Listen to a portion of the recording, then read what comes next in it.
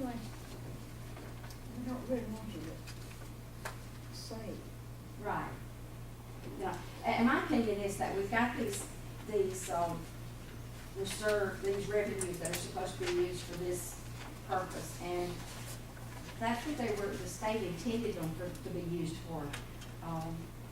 And they intended them because they wanted our counties to be able to buy the technology and to try to keep up with it, because otherwise we're not going to be able to afford to keep up with the technology.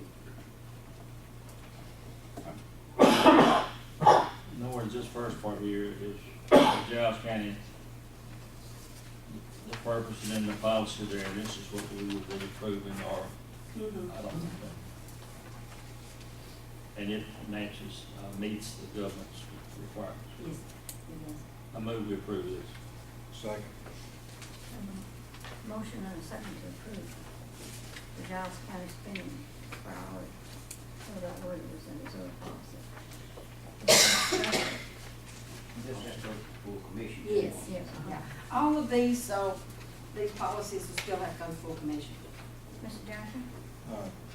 Discussed it at length with Miss, what is her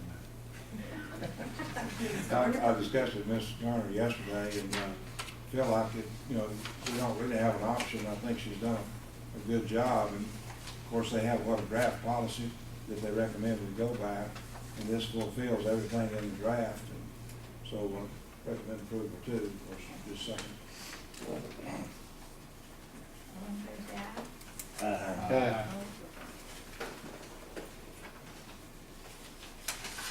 Oh, wait, thank everyone for coming, we appreciate it. Okay, debt management and fund balance policy.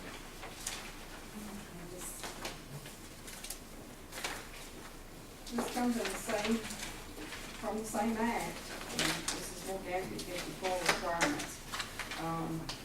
And it just so happens the timing is just right after we had some debt issued, but it is a requirement of the new gas 54 that we develop a debt management policy. They did not, the fund balance policy is not, it's recommended, but it's not required. But I have included it in here because I think it's a good idea to look at. I think that that's a good move for us to make in managing our budget.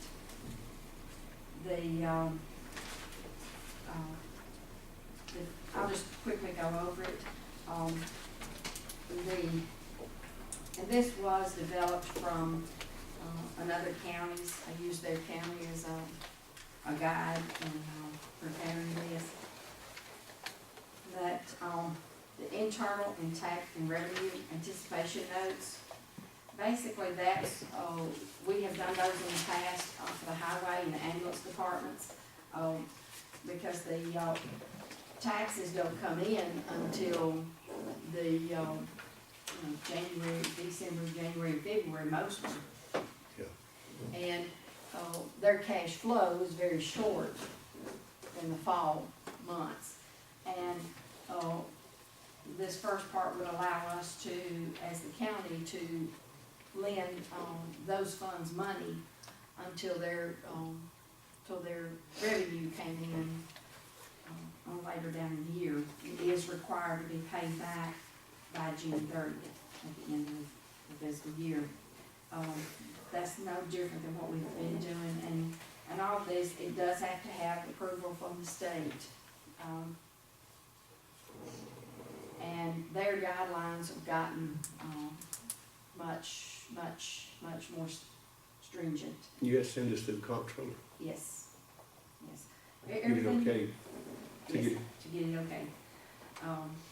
And the external tax revenue anticipation note is the same thing, it's just that for counties that don't have, or the general fund might not have the funds available to lend to the highway, it gives them the opportunity to go outside the county to a local bank and get short-term financing for those needs until the revenue comes in the, first year. Even though I thought about not even putting that in there, but I left it there. I think there's a lot of people that didn't understand and don't understand that. Yeah, And- we have never used that. Yeah. We've never utilized that. And with our fund balances being in the general fund, with the committed revenue that we have from the hospital money, I don't foresee us ever having to actually do that. I hope we never have to do that. But there are some counties that do have to do that.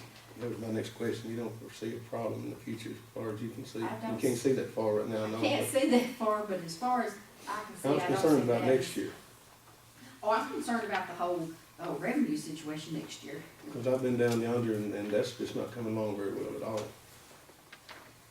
So I don't know what kind of more revenue what you're gonna have, but they're not gonna be ready in October, so it's gonna be more extra.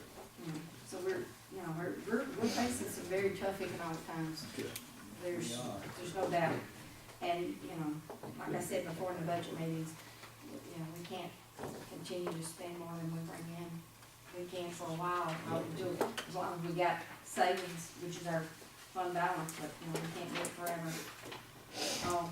The next items are our lease agreements. And I kind of divided those up into two segments. Those of less than 36 months, basically that's your copier leases, your small equipment. And we utilize copier leases quite often because, I do specifically in my office for one thing that, you're able, when they're, after the end of the term, you turn that back up, you turn that machine back in, and then you get a new one. And it's usually a, updated model. And, this last time, when I turned mine in, it actually cost less than the one that I had previously, because the cost of the technology had gone down. We try to stay away from leases a lot, but in certain cases, they are advantageous, specifically when your technology is expanding.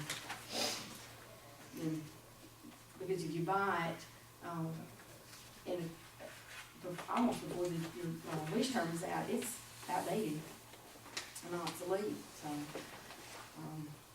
there are limited instances where that is an advantage. Leases of greater than 36 months, again, we do not have any of those that I'm aware of. But that is, I didn't want to leave it out and not leave that ability should the legislative body choose to, or run into a situation where that is needed. There could be a case where, say if, heaven forbid, but if something happened to the ambulance service and it blew we had a tornado, blew the building away, we might have to lease a building until we could rebuild a new one. And so I didn't wanna leave that out of there so that we wouldn't have to come back later and look at that. On the back of that page, your next type of loan would be your capital outlay notes. Those are the ones that we just went, entered into. The 2 million and the 1 million for the highway. Yeah. So these, of course, follow those guidelines and securing those. The last thing we have to hiring of professionals, because a lot of times you have to hire legal counsel and some of these bond issues and long-term issues. So it's necessary to have some guidelines in hiring these professionals. The last thing is the minimum fund balance policy. Again, that is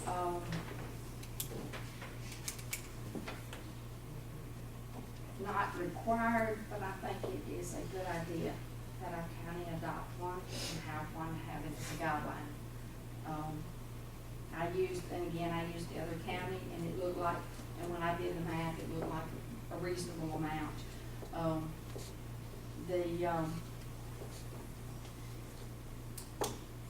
It would maintain a minimum of 15% of the current budget, to be maintained of the assigned, unassigned, and committed fund balance.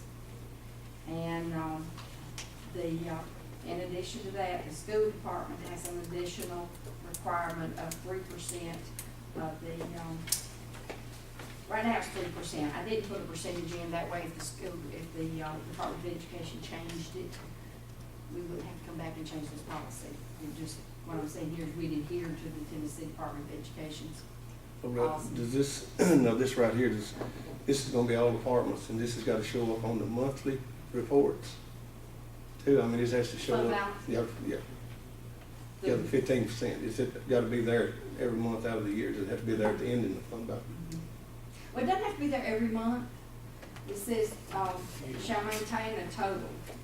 Okay, so that could be an annual total. Doesn't get in the final Well, report. that's, The final reports. yeah, okay. Yeah. I didn't read So that as far. of June 30th is the way Okay, I. now look this, at it. and this Because right, there's times that we might dip below it. you're going to in my department, there's no way around it. Yeah, Because well, of but the way it the says a revenue- total, it's not just your department. Yeah, okay. Mhm. Oh, okay, okay, well, that's misunderstanding, that's, Probably three. In county, I see what you're talking about here, that 15%, I thought, well, we try to keep a 15%. Well, I'm saying Down to total. one That's department. everything. Yeah. That's unassigned, assigned, and Yeah. committed, so It's not Yeah. 15% per department, it's No. the county. Total. that's all you think. and that's total department budget Right. too, that's not just local funding, that's state, that's all funding, or is that just local funding? Well, it would be total of those fund balances, which would include, yeah, it would include that, in your total current budgets. So, As far as, where did you come up with the number of 15%? I use the other counties, It could be changed. it could be changed, yes, And this is something that the full commission has to do. yes, Put in place where it's not law to the Right. state. right. Well, just the It's rest county of to it county. is law. His 3 is law. Yeah, Right. Which might change too. Yeah, that's why I didn't put a 3% in this, I just put the minimum as designated by the Tennessee Department of Education. That way if they change it, we don't have to come back and change the policy. We just adhere to their policy and yeah. whatever percentage it is, currently it's 3%. But again, the 15%,